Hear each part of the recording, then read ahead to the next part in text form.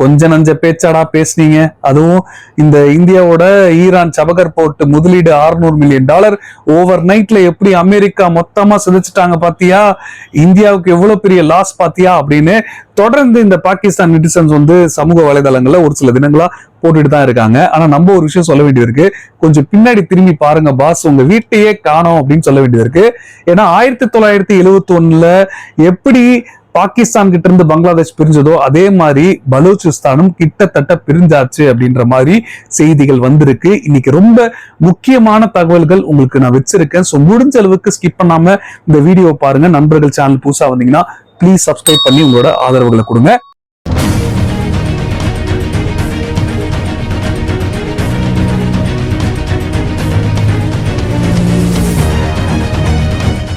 அதாவது இந்த China Pakistan economical corridor 2015 பாகிஸ்தானோட சீனா பெரிய கனவோட போட்டிருந்தாங்க. அந்த அக்ரிமெண்ட் 10 வருஷத்துல 2025 வரைக்குமே அவங்க எதிர்பார்த்தது மினிமம் ஒரு 50% மேலேயாவது முடிஞ்சிருக்கும் அப்படின்னு. ஆனா 10% கூட தொடல அப்படின்ற விஷயங்கள் தான் சொல்லப்படுது. சோ இதுக்கு முக்கியமான காரணம் பாகிஸ்தானோட மிஸ்மேனேஜ்மெண்ட் தான் அப்படின்னு சைனா தரப்புல நிறைய குற்றச்சாட்டுகள் வச்சிருக்காங்க.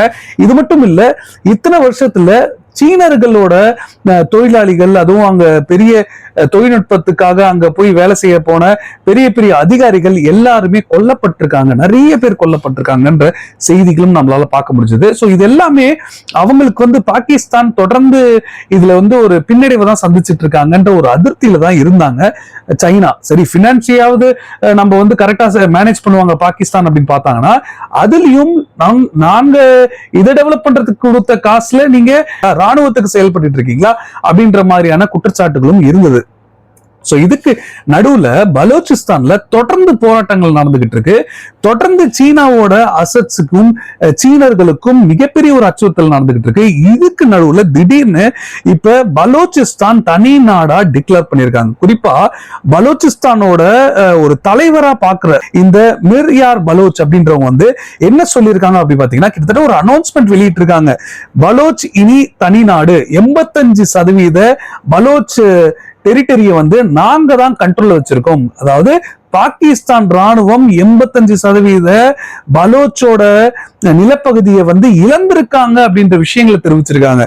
சோ இது மட்டும் இல்ல, எங்களோட இந்த republic of Balochistan defence and security full செக்யூர்டா நாங்க வந்து இதை பாதுகாப்போட வச்சிருக்கோம். அது மட்டும் இல்லாம எங்களுக்குன்னு ஒரு தனி நேஷனல் ஆந்தமும் அதே மாதிரி நேஷனல் பிளாகும் எங்களுக்கு ஓன் கரன்சியும் இருக்கு அப்படின்ற விஷயங்களை அவங்க தெரிவிச்சிருக்காங்க. இது மட்டும் இல்லாம இன்னும் இந்த இன்டர்நேஷனல் கம்யூனிட்டிக்கு வந்து ஒரு கோரிக்கை வச்சிருக்காங்க. குறிப்பா இந்திய ஊடகங்களுக்கு வந்து ஒரு கோரிக்கை வச்சிருக்காங்க. தயவு செய்து நாங்க பலோச்சிஸ், எங்களை வந்து நீங்க பாகிஸ்தானியர்கள்னு எங்களை வந்து சொல்லாதீங்க அப்படின்ற ஒரு கோரிக்கைகள் வந்து வச்சிருக்காங்க. ரிக்வெஸ்டா வந்து வச்சிருக்காங்க. Please avoid calling us Pakistanis அப்படின்னு சொல்லியிருக்காங்க.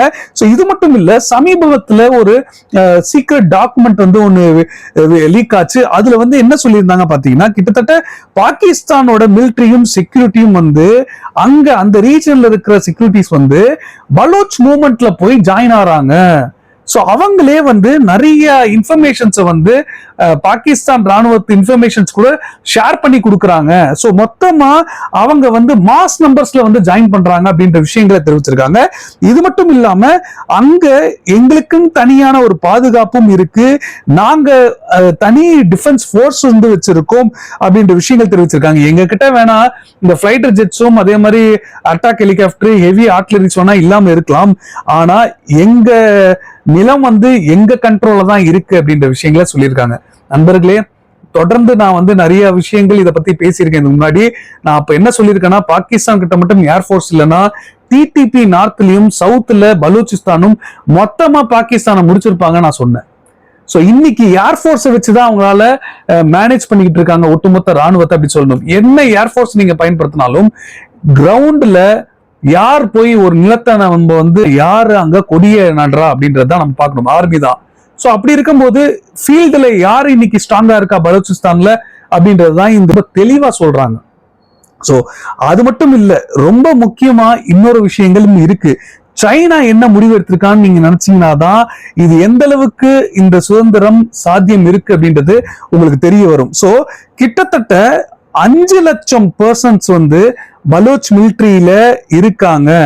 அது பலோச் மிலிட்டரியா இருக்கட்டும், நேவி, ஏர்ஃபோர்ஸ், சிவில் அட்மினிஸ்ட்ரேஷனா இருக்கட்டும், எங்களோட ஆட்கள் அங்க இத்தனை பேர் இருக்காங்க அப்படின்ற விஷயங்கள் தெரிவிச்சிருக்காங்க. சோ இந்த எண்ட் ஆஃப் 2026ல 100% பாகிஸ்தானோட ஆக்குபன்சி முடிஞ்சிரும் அப்படின்ற விஷயங்களை தெரிவிச்சிருக்காங்க. சோ இங்கதான் ரொம்ப ரொம்ப நம்ம கூர்ந்து கவனிக்க வேண்டியது இருக்கு. அதாவது தொடர்ந்து ஒரு ஃபார்முலாவோட செயல்பட்டு இருக்காங்க அங்க பலோச் கிளர்ச்சியாளர்கள் அப்படின்றதுதான் நமக்கு தெரியுது. இது மட்டும் இல்ல, அங்க வைக்கிற முதல் குற்றச்சாட்டு 1948ல அனெக்ஸ் பண்ணீங்க பலோச்சிஸ்தான பாகிஸ்தானோட. ஆனால் நீங்க அந்த டயத்துல நாங்க அனெக்ஸ் பண்ணும்போது எவ்வளவு ரிசோர்ஸ் ரிச்சா இருக்கிற இந்த ரீஜனு, ஆனா நாங்க இன்னைக்கு 3ஆம் தர மக்களா இன்னைக்கு வாழ்ந்துகிட்டு இருக்கோம். இதுல குறிப்பா அந்த ரீஜன்ல இந்த கோல்ட்ஸ், டைமண்ட், சில்வர், காப்பர்னு இந்த நேச்சுரல் ரிசோர்ஸ் அவ்வளோ கொட்டி கிடக்கிற இந்த பிராந்தியத்துல இருக்க நாங்க இன்னைக்கு சாப்பாட்டுக்கு கஷ்டப்படுறோம், ஒரு பாவர்ட்டி லைன்ல இங்க மக்கள் இருக்காங்க அப்படின்ற ஒரு கோரிக்கைகள் தான், அதாவது தொடர்ந்து குற்றச்சாட்டா வந்து வச்சுட்டு இருக்காங்க. இது மட்டும் இல்ல, இதுக்கு நடுவுல இங்க இருக்கிற கனிம வளங்களை உரியறதுக்கு, கோல்டு காப்பர்னு உரியறதுக்கு நீங்க சீனர்களை வந்து இங்க நியமிச்சு அதை எடுத்துட்டு ப்ராசஸ் பண்ணி நீங்க காசு பாப்பீங்களா அப்படின்ற ஒரு கடுமையான எதிர்ப்பை தான் இன்னைக்கு தொடர்ந்து பாகிஸ்தானுக்கு எதிராக வச்சிருக்காங்க. இதுல இன்னொரு முக்கியமான விஷயம் நம்ம கவனிக்க வேண்டியது இருக்கு. சைனாவோட லார்ஜஸ்ட் காப்பர் கோல்டு மைன் பாகிஸ்தான்ல இருக்கு பாத்தீங்களா.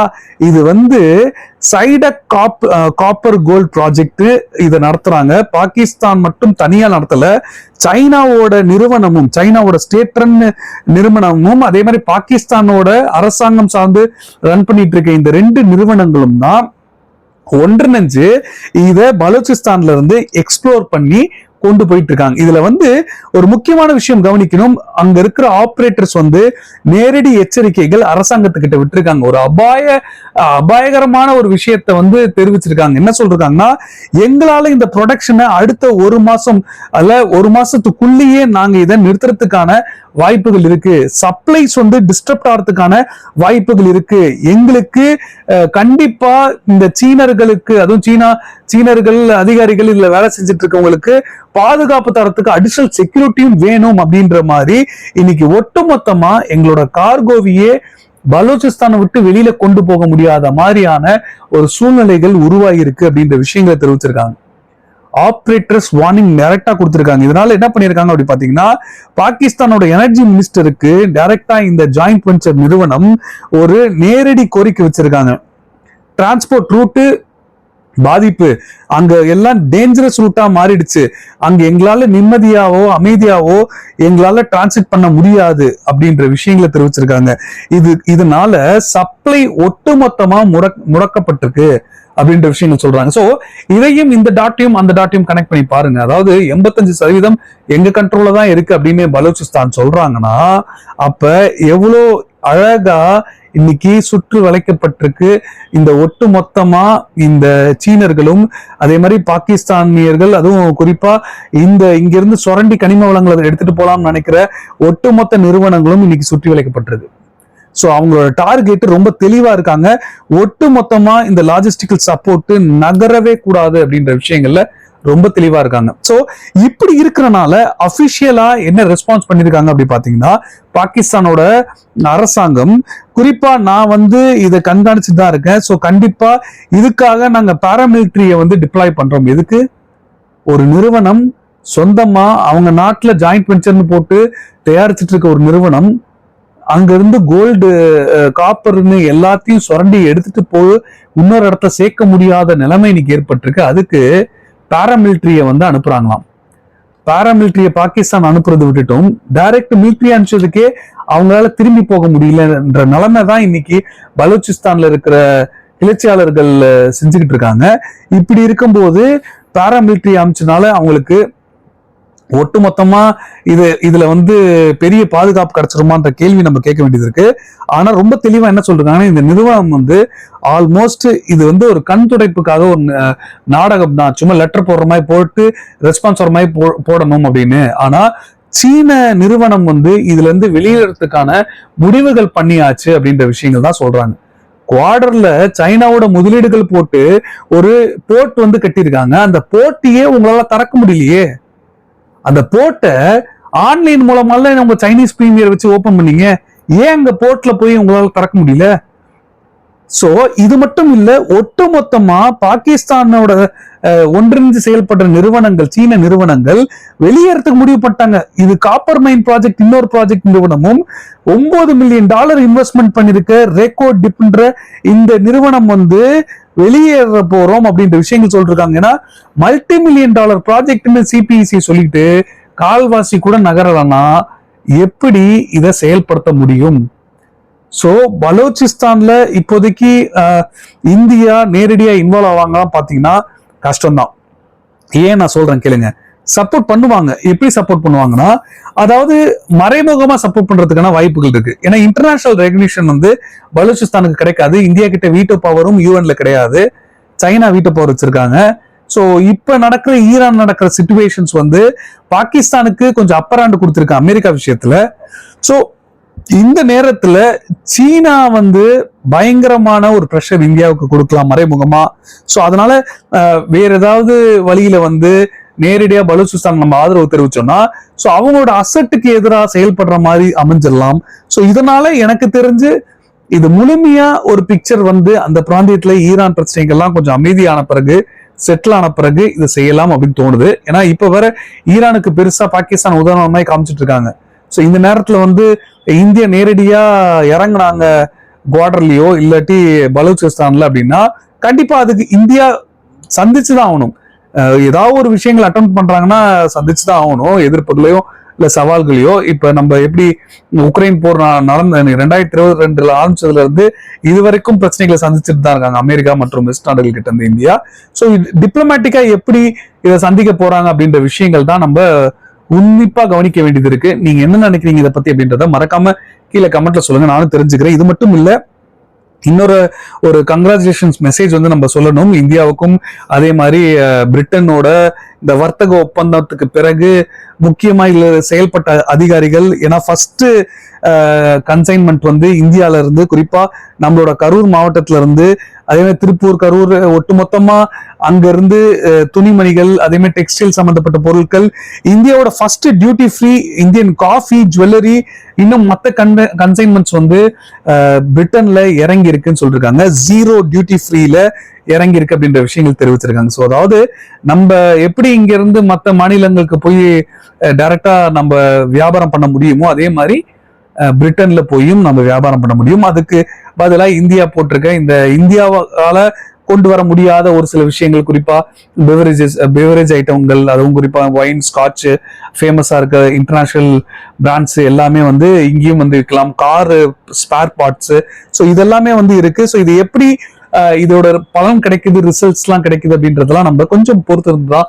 பார்க்கணும். இதை பத்தி உங்களோட கருத்துக்கள் எதுவா இருந்தாலும் தாராளமா கீழே கமெண்ட்ல சொல்லுங்க, நானும் தெரிஞ்சுக்கிறேன். கடைசிக்கும் பார்த்தமைக்கு மிகப்பெரிய நன்றி, ஸ்பெஷல் தேங்க்ஸ் அவங்க சொல்லிக்கிறேன். ஸோ பார்த்துட்டு இருக்கீங்கன்னா தயவு செய்து சப்ஸ்கிரைப் பண்ணி பாருங்க. ஸோ கடைசிக்கும் பார்த்தமைக்கு மறுபடியும் நன்றி. ஜெய்ஹிந்த், பாய்.